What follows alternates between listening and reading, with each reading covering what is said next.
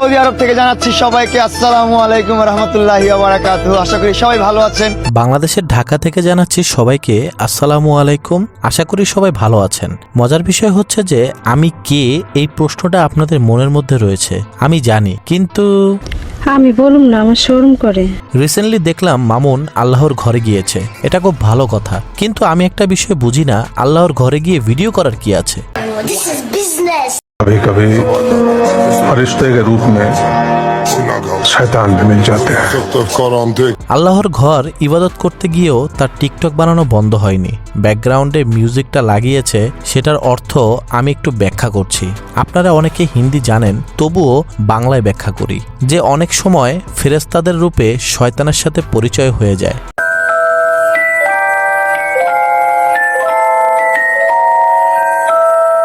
কি ইবাদত করতে গেছে মামুন আমি জানি না, আমি মামুনের ইবাদত নিয়ে কোনো প্রকারের মন্তব্য করব না, কিন্তু লোক দেখানো ইবাদত মৃত্যুর পর কোনো কাজে আসবে না, এই বিষয়টা জেনে রাখা ভালো। শুধুমাত্র এই দুনিয়ায় দুইটা মূর্খ ফলোয়ার বাড়াতে পারবেন, যারা বলবে মামুন এখন ফেরেশতা হয়ে গেছে।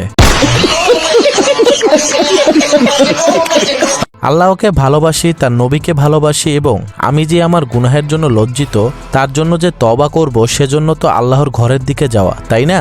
কিন্তু এই বিষয়টাকে ভিডিও করে পাবলিকদের দেখানো মানে যে আমি ভালো হওয়ার একটা ইন্টেন্স পাবো মানুষদের কাছ থেকে, বিষয়টা কি এইরকম না? আমার কাছে এইরকমই মনে হয়। আপনাদের কি মনে হয় কমেন্ট করে জানাতে পারেন। আমি আমার ক্ষুদ্র জ্ঞান নিয়ে কিছু কথা বলি। 5 ওয়াক্ত নামাজ আমাদের জন্য ফরজ। হজ করতে গিয়ে এত খুশি হওয়ার কিছু নাই। হজ করতে যাওয়ার আগে অবশ্যই 5 ওয়াক্তের নামাজ আদায় করা আমাদের বেঁচে থাকার চাইতেও বেশি উত্তম এবং বাধ্যতামূলক, যার মাধ্যমে আমরা আল্লাহর নিকটতম হতে পারি। আমার কাছে কেন জানি মনে হয় মামুন নিজের পপুলারিটিতে ইসলামটা ব্যবহার করেছে।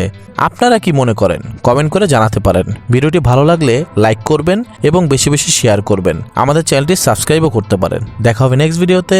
Bye bye.